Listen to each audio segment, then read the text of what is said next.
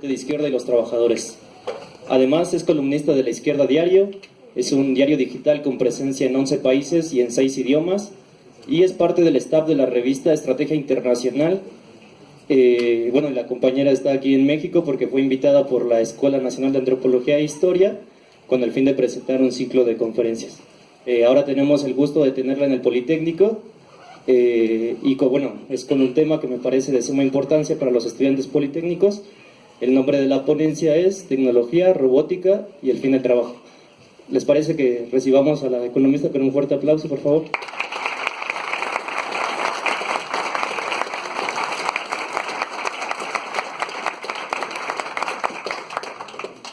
Bueno, buenas tardes, gracias por el aplauso, pero todavía no me lo merezco, porque todavía no dije nada. Yo no voy a hablar fundamentalmente de tecnología, como se imaginarán. Los especialistas en tecnología son ustedes, yo soy economista,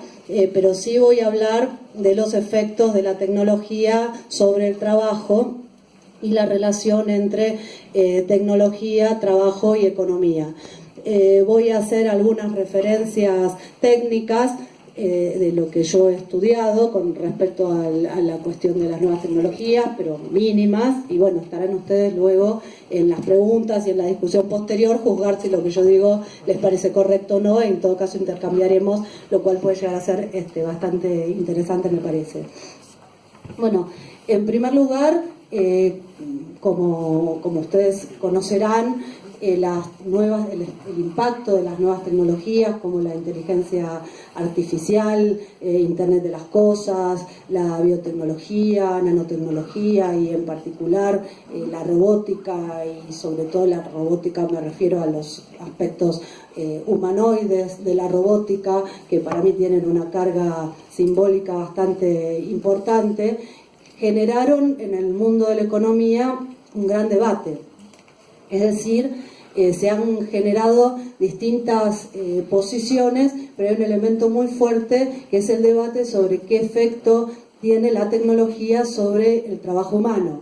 Y en términos generales, la idea y la que más peso tiene, la más fuerte, la que más propaganda y la que más aparece en diarios, revistas y múltiples publicaciones, es la idea de que la tecnología estaría generando un proceso en el cual el trabajo humano se va a terminar, o sea, en el cual va a desaparecer la necesidad del trabajo humano.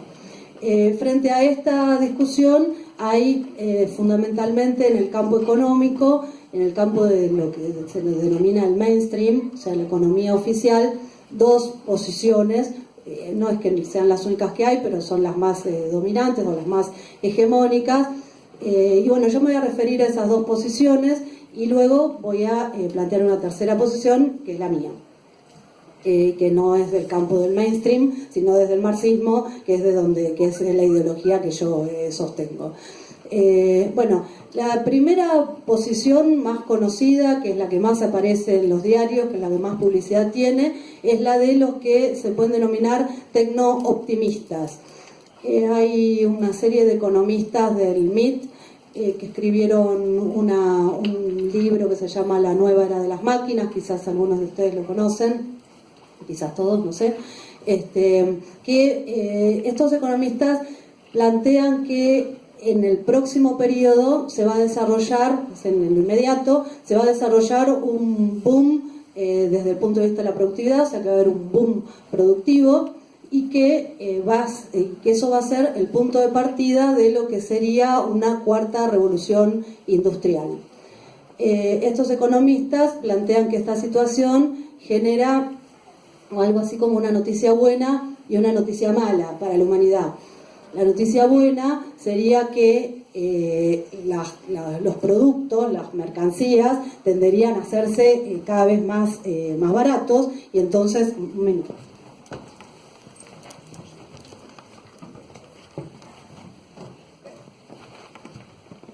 Y entonces esa baja de valor de los productos permitiría a gran parte de la humanidad acceder a ellos a menor precio, ¿no? Los productos serían más baratos. Ahora, sin embargo,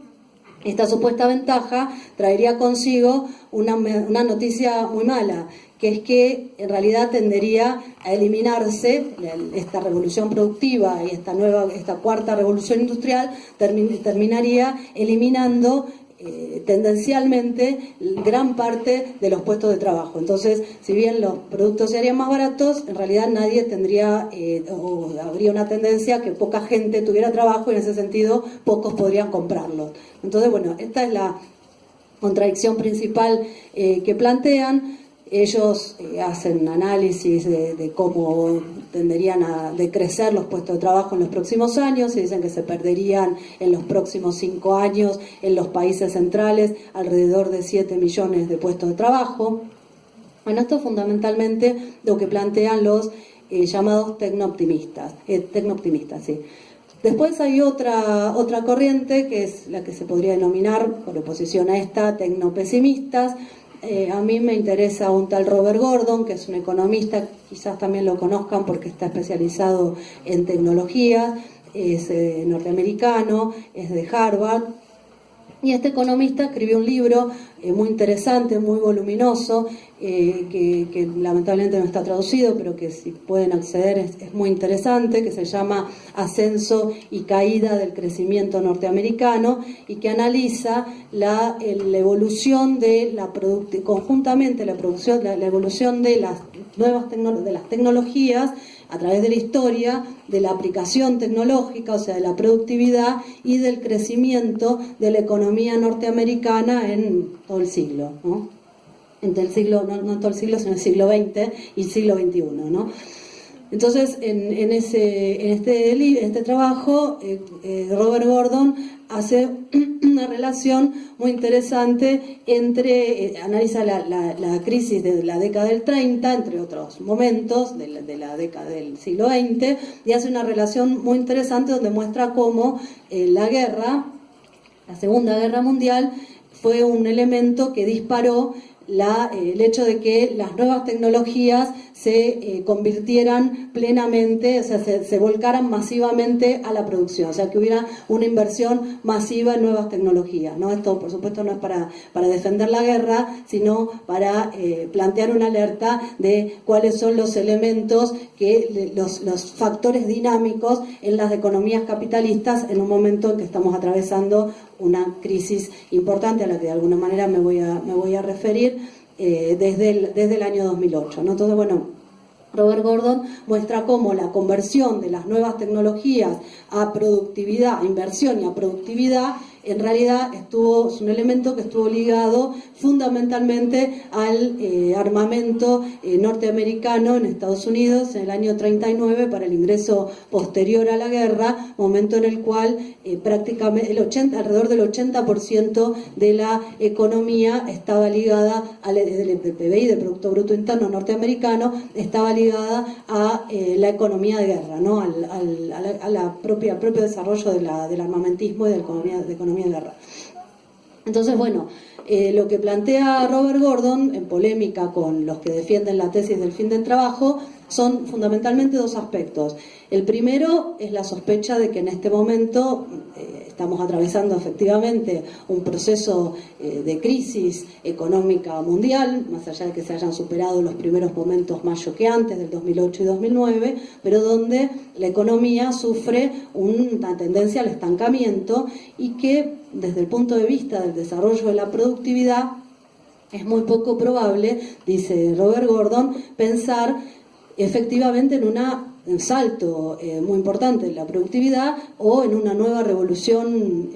industrial,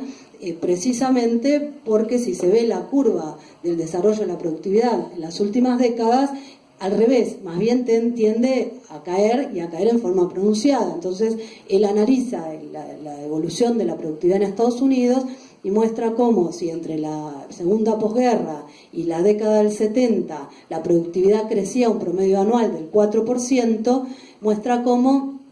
luego del 70, en la crisis de los años 70, la productividad pasó a crecer a un 2% en las décadas posteriores, me refiero 2% promedio anual, y luego en la década del 2000 pasó a crecer a un 1% anual y en la actualidad, luego de la crisis 2008-2009, viene creciendo entre un 0,5 y un 0,9% la productividad en la economía norteamericana. Entonces se observa una brecha entre las nuevas tecnologías y la aplicación productiva de esas nuevas tecnologías. Entonces, bueno,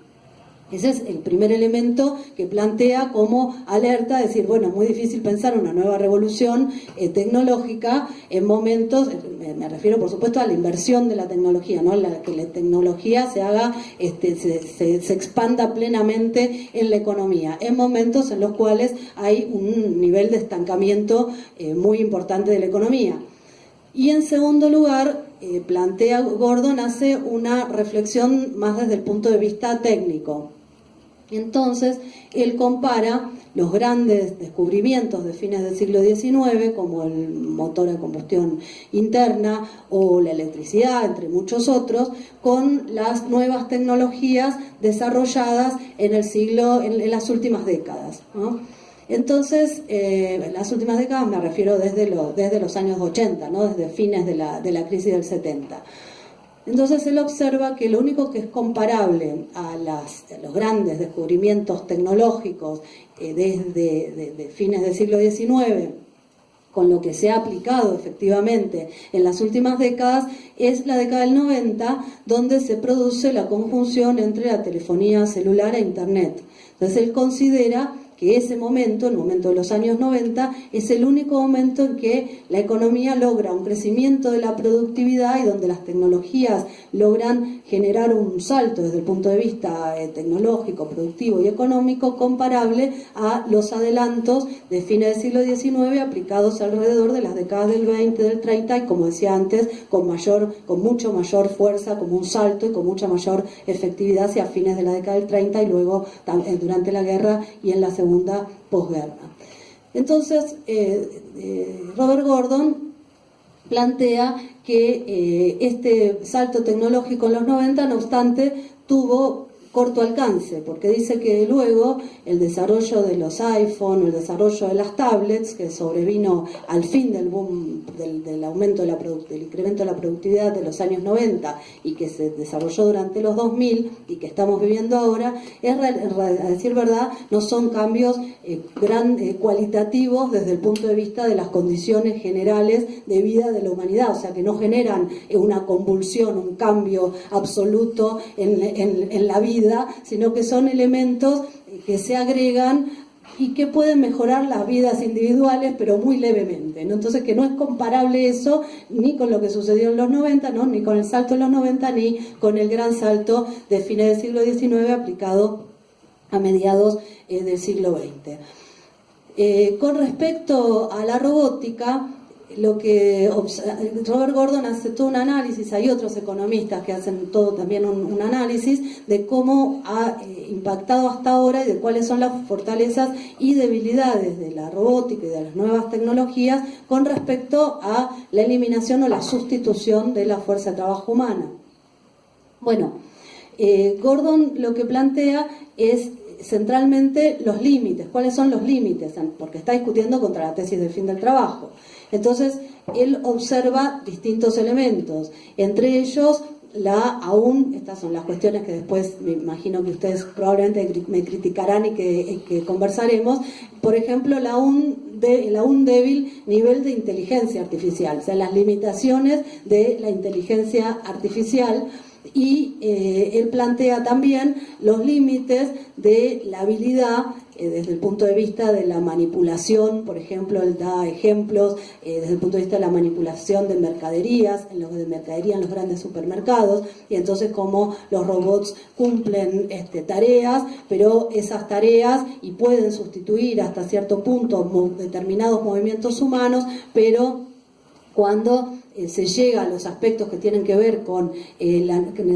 determinada sensibilidad táctil, hay elementos que tienen límites y que entonces los robots no pueden manipular, por ejemplo, mercadería, igual que lo pueden hacer hasta ahora el trabajo humano, la mano humana.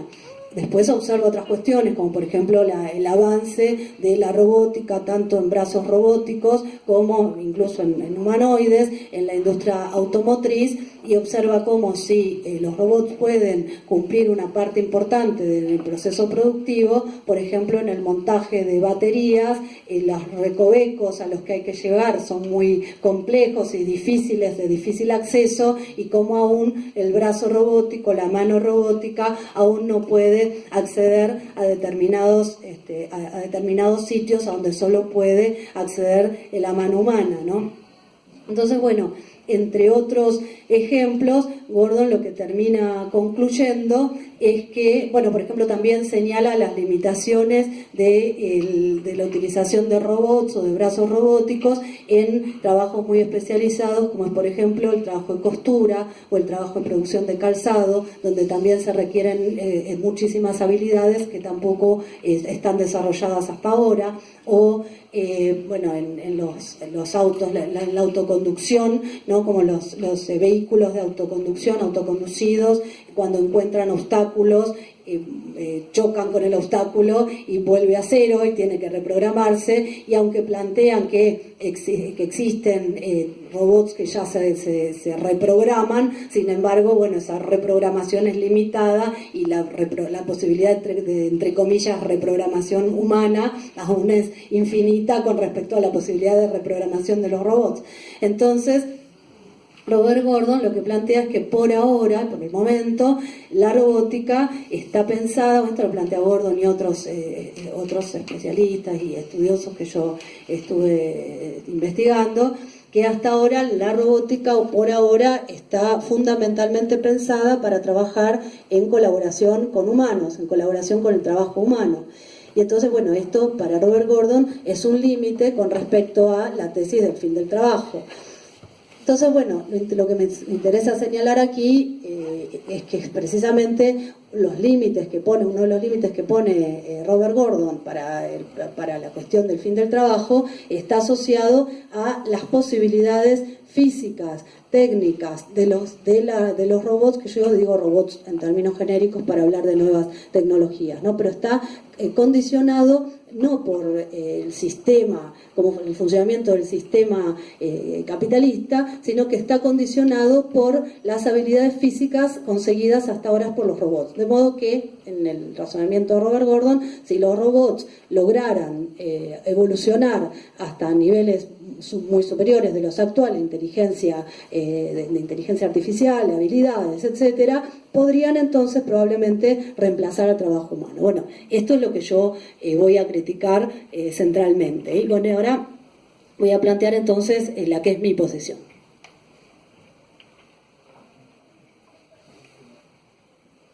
Bueno, a mí me parece que hay dos aspectos a tener en cuenta con respecto a la discusión de tecnologías, crisis capitalista y fin del trabajo. El primero de ellos está asociado precisamente a lo que plantea Robert Gordon, en el sentido de que es muy sospechoso que en una crisis económica profunda, donde las variables más débiles son, o dos de las variables más débiles son el aumento de la productividad y el aumento de la inversión, fundamentalmente en los países centrales, quiero decir la inversión, por ejemplo, y la productividad lo planteaba antes, y con respecto a la inversión en Estados Unidos desde el año 2010 viene creciendo aproximadamente a un 2%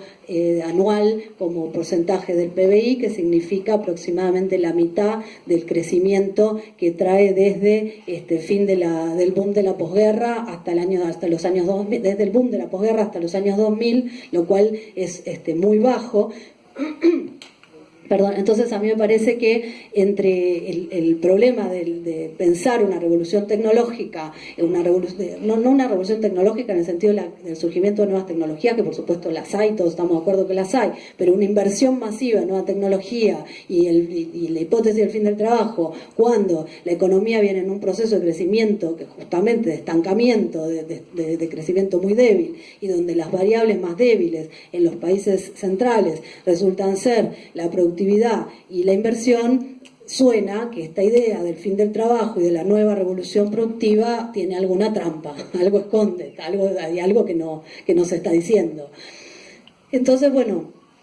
me parece un punto importante a tener en cuenta. Y el segundo elemento es que incluso yo creo que si pensáramos en la posibilidad de que efectivamente se produjera una revolución tecnológica, una revolución desde el punto de vista de la inversión, si efectivamente el capitalismo lograra, tomado como supuesto, como hipótesis, como algo que no es totalmente imposible, lograra conseguir nuevas áreas para la inversión productiva y entonces creciera en productividad y en inversión y hubiera un nivel fuerte de recuperación económica y efectivamente entráramos en una fase de cuarta revolución industrial. Y si también suponemos que los robots se lograra que la robótica y las nuevas tecnologías, pero en particular la robótica, alcanzara un nivel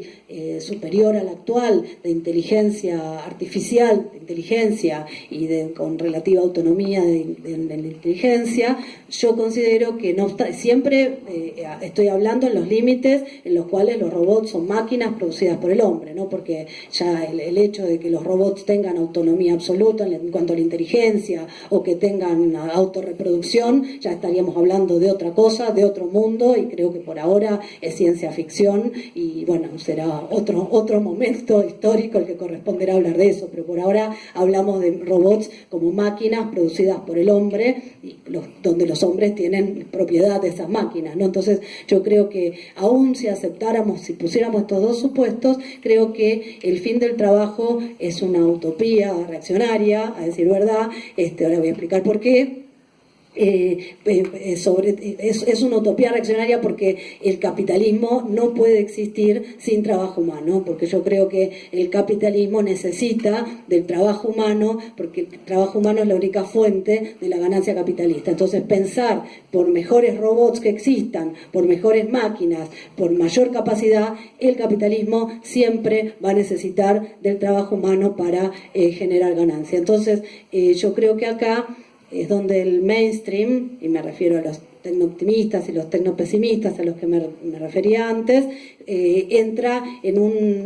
un problema, y su problema es que naturaliza el capitalismo, o sea, considera que el único sistema posible en la historia de la humanidad es y será el modo capitalista de producción. Bueno, ese es el elemento que hace que la relación entre la tecnología y el trabajo solo pueda ser pensado desde un sistema que utiliza la tecnología para generar ganancias y no se pueda pensar desde un punto de vista que sea por fuera del modo de producción capitalista. Entonces yo creo que acá hay que hacer una diferenciación. Y entonces yo me vuelvo a preguntar, ¿es posible el fin del trabajo? Bueno, desde un punto de vista genérico, histórico, desde el punto de vista de las capacidades actuales de las nuevas tecnologías y desde el punto de vista de las capacidades que pueden tener las nuevas tecnologías en el periodo próximo, yo creo que sí. Tendencialmente, no el fin absoluto del trabajo, pero tendencialmente está planteada la posibilidad, y actualmente está planteada la posibilidad, de que todos los trabajadores trabajen menos cantidad de tiempo de la que trabajan, y está técnicamente dadas las condiciones para que se pueda efectivamente liberar tiempo de trabajo y convertirlo, obviamente con sueldos dignos, ¿no? Con sueldos suficientes para mantener una vida digna. Están las condiciones dadas para que gran parte del tiempo de los trabajadores pueda dedicarse no ya a los trabajos repetitivos, aburridos, estresantes, alienantes, sino que gran parte del tiempo de trabajo, ese tiempo pueda liberarse y dedicarse a la creatividad, a la investigación científica, a la producción a otro nivel, a la recreación, al ocio, a una vida muchísimo mejor de la que tenemos. Entonces, me parece que desde el punto de vista técnico hay elementos ya para un gran avance y a largo plazo está planteado como mínimo una reducción a un mínimo de la necesidad de aplicación del trabajo. Ahora bien, ¿cuál es el obstáculo principal? Bueno, ¿y cuál es la contradicción principal? Es el capitalismo, porque precisamente en el capitalismo lo que es absurdo es pensar el fin del trabajo en el capitalismo, porque el capitalismo depende ontológicamente, es decir, en su esencia, depende del trabajo humano. Entonces, a decir verdad, el capitalismo, cuando aplica tecnología, el modo de producción capitalista, cuando aplica la tecnología, sufre una contradicción. y en cierto modo se opone al movimiento de la historia,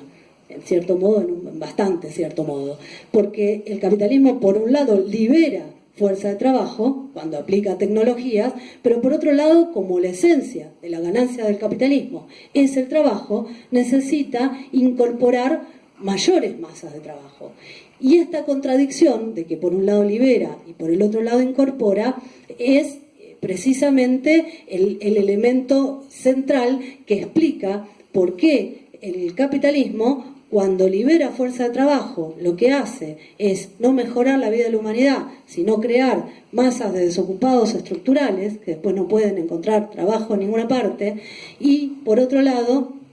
que es a lo que me voy a referir en un ratito, y por otro lado hace que esas masas de desocupados estructurales se conviertan en una presión a la baja del conjunto de la fuerza de trabajo, y eso le permite incorporar mayores cantidades de trabajadores en condiciones cada vez más precarias, con nuevas, incluso con nuevas tareas, ahora lo vamos a ver un poco más eso, pero en condiciones más precarias, y crear de conjunto un ejército de trabajadores cada vez más pobre, más precarizado, en peores condiciones, y justamente la contradicción de una tecnología que permitiría un trabajo cada vez de menor cantidad y de mejor calidad, el capitalismo lo convierte progresivamente en un trabajo de mayor cantidad y de peor calidad, ¿no? Entonces, bueno, yo creo que ese es un elemento muy importante que hay que desarrollar y que hay que tratar. Bueno, de todos modos, todo esto que yo estoy diciendo podría ser una petición de principios o podría ser un invento mío si no fuera porque tiene importantes antecedentes históricos a los que me voy a referir ahora a corto.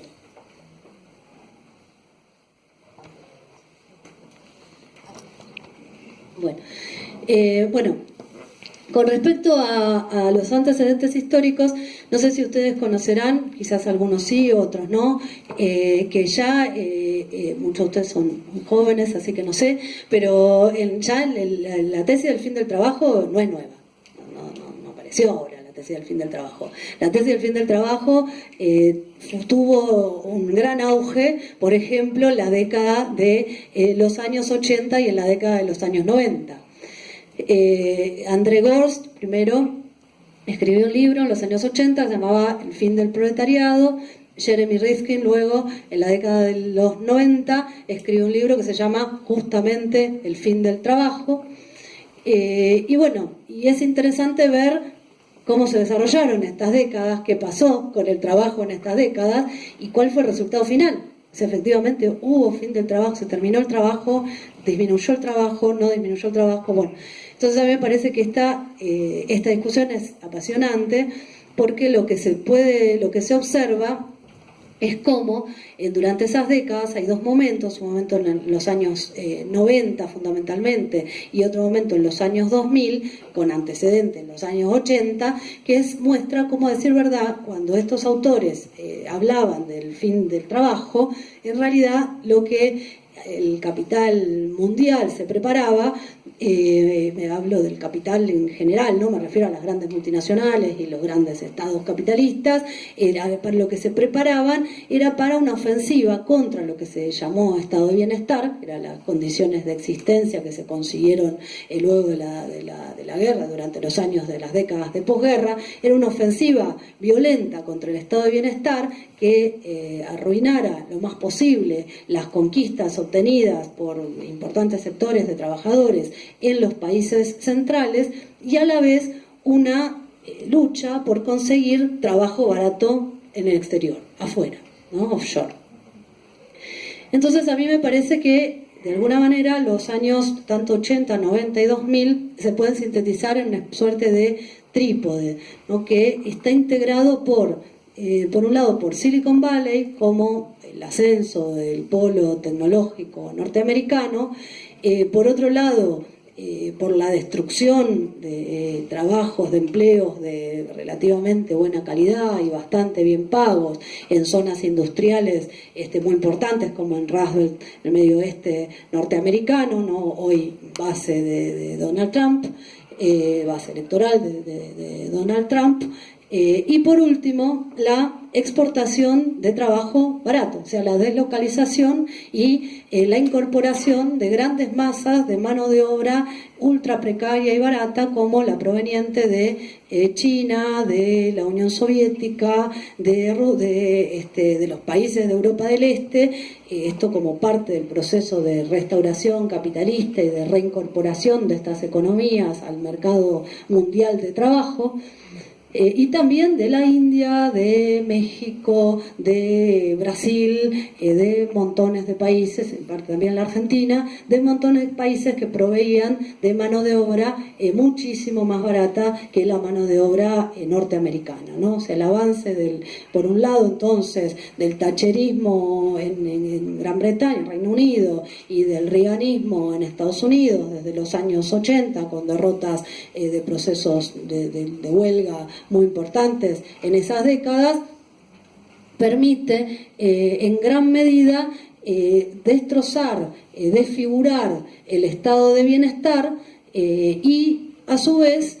incorporar, o sea, desfigurar el estado de bienestar y en gran parte despedir a una masa muy importante de esos trabajadores con trabajos muchas veces bien pagos y con cierta de poca calificación, pero en general bien pagos, que son liquidados en parte por el avance de las nuevas tecnologías, pero por otra parte, por la deslocalización. Entonces hay una combinación, hay trabajos, tareas y a veces trabajos que se eliminan, pero a la vez hay muchos trabajos que no se eliminan, sino que se exportan. Entonces a mí me resulta importante esa relación porque, por ejemplo, la OIT hace una evaluación de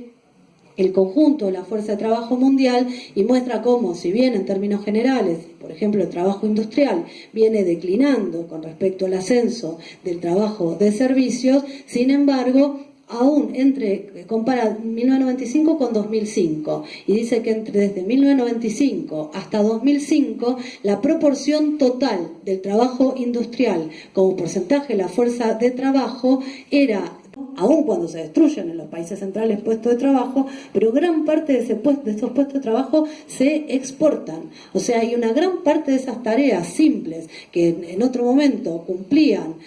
trabajadores bien pagos norteamericanos o trabajadores bien pagos de Reino Unido y de otros países centrales, y las pasaron a cumplir trabajadores de países en los cuales los salarios son cualitativamente más económicos. Bueno, hay unos estudiosos de cómo impactan la tecnología sobre el trabajo que muestran de una manera bastante interesante cómo las tareas simples no solo pueden automatizarse, sino que también pueden deslocalizarse, precisamente porque es muy fácil explicarlas a distancia, es muy fácil enseñar cómo realizarlas sin demasiada movilización de recursos y sin demasiada educación, ¿no? Entonces, a mí me parece un elemento muy importante, la combinación de destrucción de buenos puestos, deslocalización y a la vez el hecho de generar desocupación, porque se combina con, yo decía antes, esto para mí es la combinación de la destrucción del Rust Belt con la utilización de mano de obra barata extranjera, con la exportación de capitales, y esto se combina a la vez con la creación de nuevos polos tecnológicos, donde a su vez se crean nuevas tareas que en cierto modo cubren el vacío de las tareas, o sea, cambian la mano de obra, ¿no? Porque en esos casos son calificadas, pero cubren el vacío de las tareas que se desplazan. Entonces, a la vez, el capitalismo crea nuevas tareas permanentemente, porque la tecnología crea nuevas tareas. Entonces, por ejemplo, el desarrollo de Silicon Valley, donde en general los empleos son bien pagos y de buena calidad, pero donde abunda, por ejemplo, también el sobretrabajo, donde abunda una cantidad de trabajo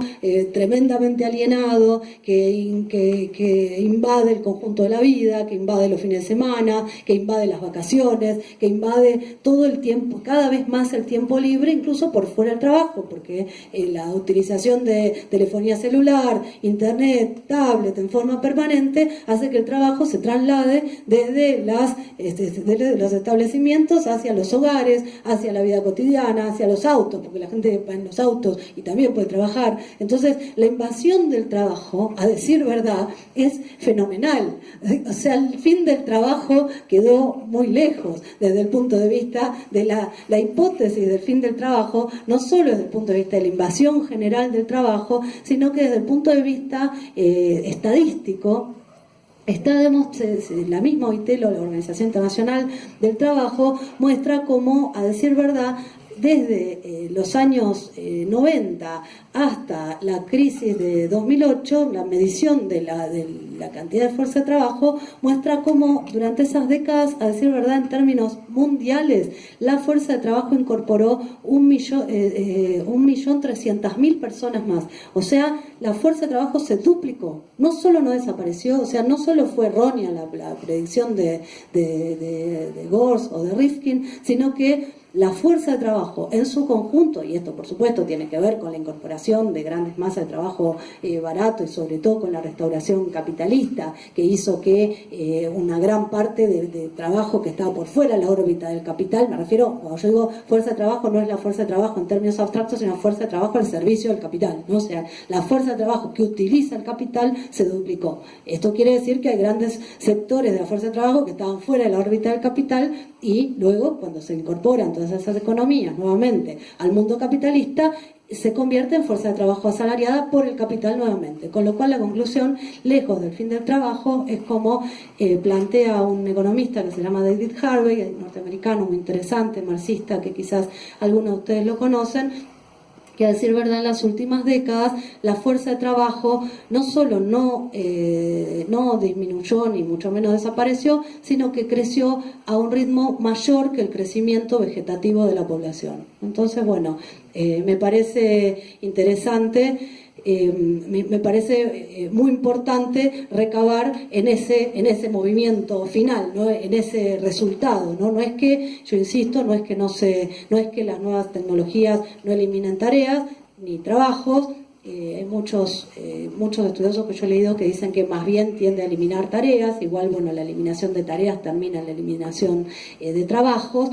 pero bueno, se señalan muchas de esas tareas, por ejemplo, los vendedores, los blockbusters que han desaparecido porque nadie utiliza más los videoclubs, o los vendedores de enciclopedias, que son tareas que definitivamente no tienen ya sentido porque Wikipedia destruye todo el sentido de los vendedores de enciclopedias, o por ejemplo los trabajadores de cajeros bancarios que por lo que yo vengo leyendo en realidad no se han eliminado, ni mucho menos, bueno, todos sabemos que no se han eliminado, han disminuido, sí, por los cajeros automáticos, y en términos generales crece menos la cantidad de empleos de cajeros bancarios de lo que crece la media de los empleos, no se atiende a decrecer, pero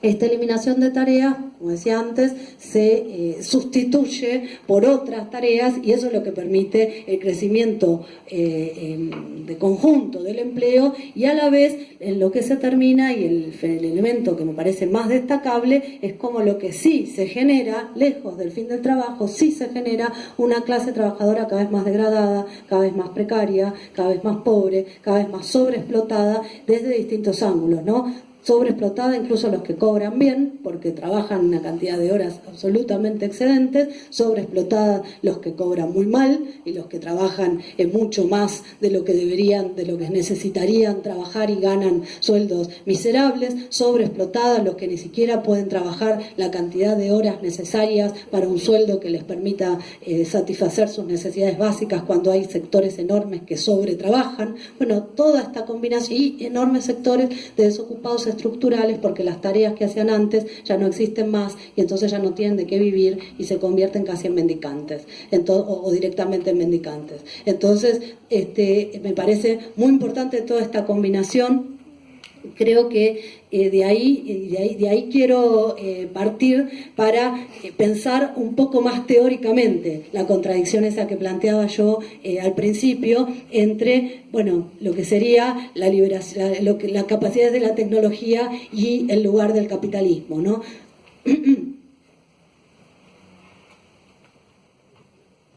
Entonces, bueno, para terminar, voy al último aspecto que quiero desarrollar un poco, no demasiado, pero que sí, es efectivamente esa contradicción que genera el capitalismo, que es que si por un lado libera trabajo y por un lado cada vez más los valores de uso, los bienes, las mercancías se vuelven cada vez más baratos o necesitan cada vez menos cantidad de trabajo, por el otro el capital tiende a aumentar cada vez más la cantidad de trabajo incorporado. Decía Marx en los Grundrisse, que son algo así como los borradores de su obra más importante, que es El Capital, que el capital es, ya lo decía en 1850 y pico, así que ya tiene larga data este asunto, decía Marx que el capital es la contradicción en proceso, porque a la vez que libera permanentemente fuerza de trabajo, cuando aplica tecnología, a la vez pone a la fuerza de trabajo como la única fuente de la riqueza entendida en términos capitalistas, o sea, como la única fuente del valor.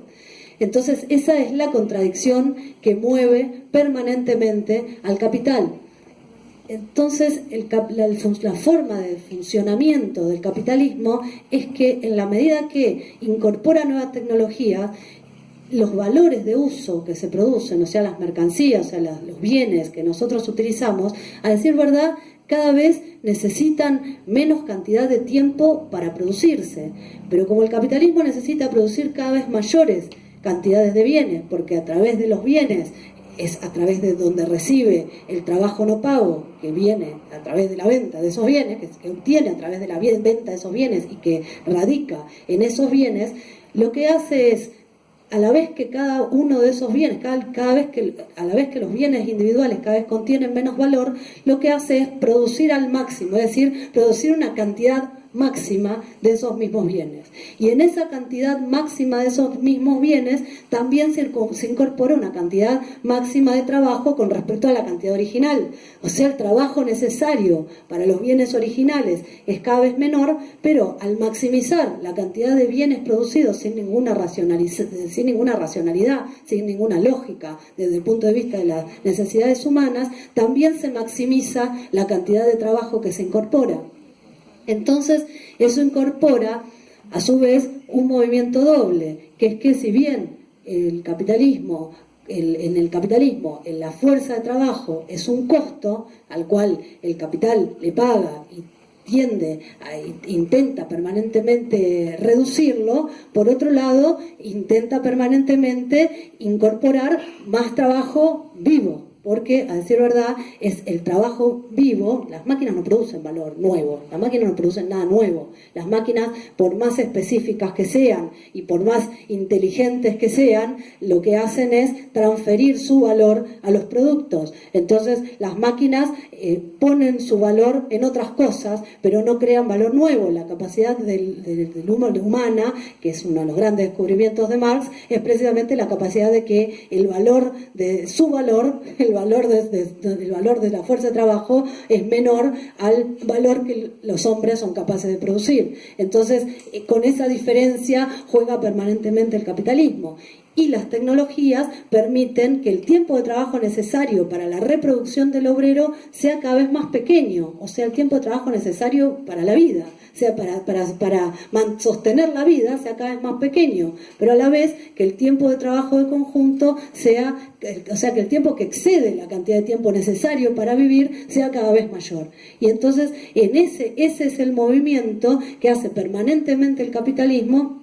que es un movimiento contrario al movimiento de la historia, es la forma en que resuelve el problema de que la tecnología disminuye el tiempo de trabajo necesario, pero que el capital necesita cada vez más trabajo para su acumulación y para su reproducción. Y en ese movimiento también genera un fenómeno muy interesante, que es que los bienes, valores de uso, crecen en forma ilimitada. La cantidad de valores de uso producidos crecen en forma ilimitada y por otra parte se hacen, a mí me interesa mucho este aspecto, se hacen cada vez más inútiles en un sentido y desde muchos puntos de vista, porque por ejemplo el capitalismo, si la utilidad, por ejemplo la duración de las cosas es un aspecto que tiene que ver con la utilidad, la calidad que las cosas duren, que no se estropeen, que no se rompan, que no haga falta cambiarlas rápidamente, tiene que ver con la utilidad. Y la utilidad tiene que ver con las necesidades históricas, con las necesidades de la humanidad. Ahora, el capitalismo, justamente, como produce cada vez mayor cantidades de bienes sin ninguna racionalidad, en realidad necesita disminuir esa utilidad. Necesita que las cosas duren menos, necesita que las cosas sean de menor calidad y que se terminen lo antes posible, así luego se sustituyen. Eso genera nuevos mercados en forma permanente. Entonces es realmente sorprendente, porque es un disparate que cuanto más las nuevas tecnologías permiten liberar el trabajo, el capital incorpora más cantidad de trabajo. Cuanto más las nuevas tecnologías permitirían producir bienes de mayor calidad, el capital produce mayor cantidad de bienes de menor calidad. Entonces, bueno, son todas contradicciones en acto que van mostrando lo contrario que es la función de la propiedad privada de los medios de producción con las necesidades de la humanidad, con las necesidades del desarrollo de la humanidad. Entonces, bueno, esto en términos económicos expresa muchos elementos, porque este doble movimiento en el cual el capital, por un lado, disminuye el valor de la fuerza de trabajo, disminuye el precio de la fuerza de trabajo, busca disminuir el salario, se convierte también en una capacidad de adquisición de valores de uso menor por parte de la fuerza de trabajo, que es un elemento de consumo en esta época muy importante. Entonces, ¿esto cómo lo resuelve el capitalismo? Bueno, con el crédito, por ejemplo. El crédito es un elemento que permite que, a la vez que han destrozado el estado de bienestar y desfigurado, reconfigurado y desfigurado a la clase obrera en su conjunto y reducido notablemente su capacidad de acceder al consumo, el crédito lo que hace es generar la posibilidad de que a través de préstamos de dinero que después los trabajadores pagan con altos intereses, que también es una succión a su propio salario que hacen los bancos por otra vía, el crédito resuelve el problema del consumo relativamente. Entonces, el consumismo de masas lo que hace es que grandes sectores de trabajadores a los cuales se les ha reducido notablemente el trabajo y que de otra manera no podrían acceder, ahora acceden a través del crédito, que, como dije recién, pagan mediante intereses después a los bancos, que también se llenan de dinero. El crédito permite ampliar la capacidad de consumo, cosa que se vio muy limitada a partir del 2008, porque, por ejemplo, las familias norteamericanas llegaron a la crisis de 2008 con un 130% de su ingreso comprometido en deudas. Y eso significó que los créditos, aunque sigue siendo el crédito muy barato, como ustedes saben bien, los créditos se utilizan en gran parte para pagar deudas, entonces ya no consumen. Entonces eso es uno de los grandes límites, por ejemplo, que se estableció con la crisis del 2008. Entonces, bueno, a mí todo este movimiento me resulta muy interesante, me resulta bastante profundo, y creo que hay que pensarlo muy bien, porque justamente el capitalismo en este momento está en una situación crítica, como decía hace un rato, con la crisis inicial en el 2008 y la relativa recuperación a partir del 2010, pero donde todo intento de salir de esta crisis va a incorporar, no solamente, pero va a ser un elemento muy importante, ataques cada vez más profundos a la fuerza de trabajo, ¿no? Entonces, y como ya se empieza a ver, por ejemplo, la cuestión de la reforma, de las reformas laborales es mundial, o sea, los intentos de empeorar cada vez más las condiciones de existencia de la fuerza de trabajo con la excusa de la modernización. O sea, para el capitalismo, modernizar es poner a tono a la fuerza de trabajo con las necesidades, con las tecnologías, que es precisamente este movimiento, que es hacer cada vez más pobre al conjunto de la fuerza de trabajo, más dividida, no solamente más pobre, sino más dividida, y con sectores cada vez más precarios. Entonces, por ejemplo, las políticas de reforma laboral, como se han ya aplicado en Brasil, como se están intentando aplicar en la Argentina, y en Francia, ¿no? La ley Macron, que está promoviendo en este momento, precisamente buscan eso, buscan abaratar la fuerza de trabajo una vez más. La reforma jubilatoria, donde por ejemplo para el capitalismo es una desgracia, en un sentido su propia obra, o sea, el hecho de que la humanidad haya aumentado el nivel de la cantidad de años promedios de vida. Entonces la jubilación deja un tiempo libre, muchos años, demasiados años libres, que al capitalismo le cuesta mucha plata y no le reditúan, porque la fuerza de trabajo no genera plusvalor. Entonces, bueno, la reforma jubilatoria es también otro de lo que es mundial, es otro de los grandes ataques que tiene planteado. Bueno, entonces yo creo que frente a esto tenemos que esperar nuevos, incluso, bueno, también hay una relación entre utilización, por eso lo planteaba al principio, frente a crisis económicas profundas como la actual, entre utilización de la tecnología, inversión y conflictos bélicos, catástrofes bélicas. Hay muchos elementos de la realidad que muestran síntomas, que va a ser un elemento que va a estar como mínimo cada vez más presente en el próximo periodo. Entonces, bueno, yo creo que todos estos elementos tienen que llevarnos a pensar la necesidad de cuestionar profundamente al modo de producción capitalista, cuestionar la ganancia capitalista y, por ejemplo,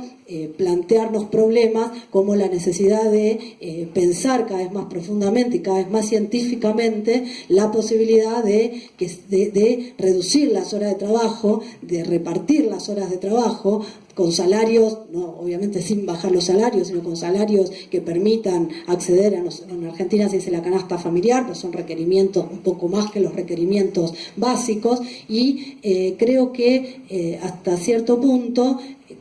que en un sentido, para terminar, que la fusión de los científicos en el ámbito de la tecnología y los economistas y los cientistas sociales tiene que poder investigar todo ese problema y plantear que además es necesario combatir la ganancia capitalista y exigir que las máquinas y las nuevas tecnologías sean puestas al servicio de la humanidad, lo cual plantea, por supuesto, no solo cuestionar la ganancia capitalista, sino cuestionar la propiedad capitalista, porque los dueños de las máquinas, por supuesto, son los capitalistas y los estados garantizan la propiedad de las máquinas de los capitalistas, que plantea entonces cuestionar profundamente al sistema capitalista, y creo que de todos los que nos dedicamos de un ángulo u otro al estudio de estos problemas, aún desde ángulos muy distintos, tenemos que contribuir profundamente a esta discusión. Bueno, nada más por ahora. Bueno, es una pregunta rápida. Como lo veo yo es que el capitalismo tiene muchos puntos, muchas aberraciones como sistema económico, ¿no? Entonces, mi pregunta es que si no con la tecnología nosotros podemos replantear estos paradigmas económicos y acercarnos más, por ejemplo, a una especie de comunismo en la que las personas básicamente, o sea, como las máquinas nos ayudan a realizar las tareas repetitivas, a realizar todo esto, nosotros eso le ayudará a todas las personas a replantear el sistema económico y, como lo he leído, dar sueldos a las personas simplemente por su estado de ser viviente, ¿no? Y de esa manera los seres humanos se dedicaran a pensar solamente, a producir ideas, a maximizar esa humanidad, a dar ese valor humano que son las ideas, que es la creatividad, que es a revolucionar, a hacer pensamientos más éticos, a cuestionarnos otras cosas que realmente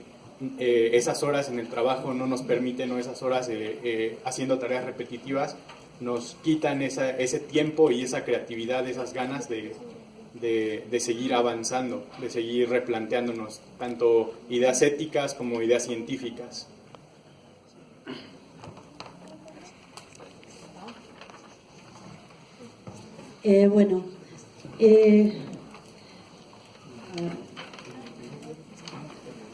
Con respecto a la pregunta de la nueva economía, Yo creo que no hay tal cosa, nueva economía, porque fundamentalmente la economía capitalista es la misma de siempre,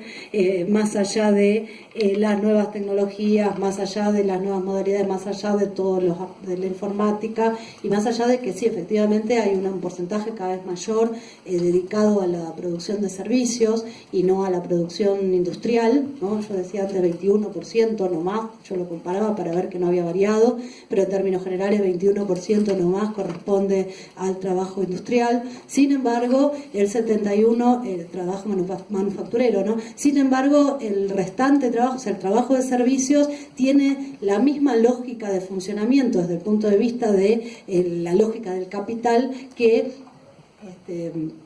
la misma lógica de funcionamiento que el trabajo manufacturero, en el sentido que el trabajo, aunque tiene diferencias, por supuesto, que no voy a desarrollar acá porque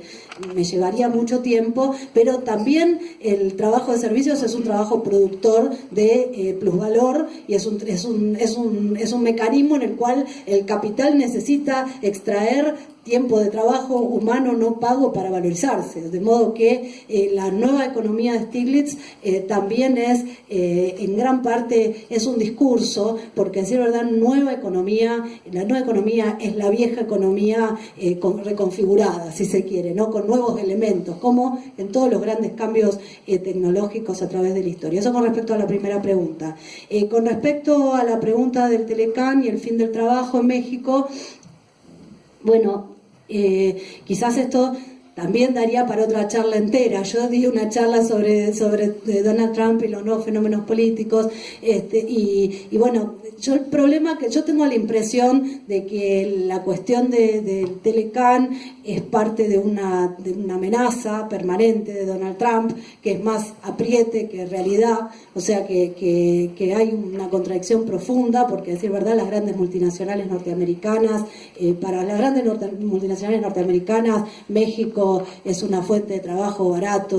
irreemplazable. Yo todo lo que vengo leyendo dicen que en términos promediales acá pagan entre 5 y 8 veces menos de lo que le pagan, de lo que se paga en Estados Unidos. Entonces, entre 8 y 10 veces menos de lo que se paga en Estados Unidos, con lo cual yo creo que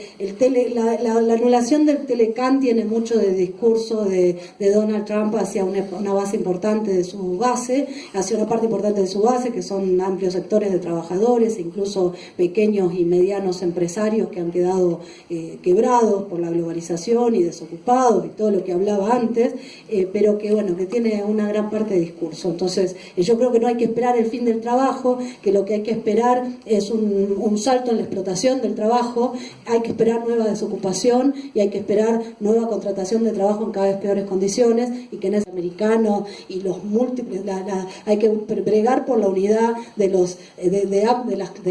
trabajadores de todos los países del mundo y romper las divisiones entre precarios y no precarios, entre mujeres, hombres, contratados, permanentes, extranjeros,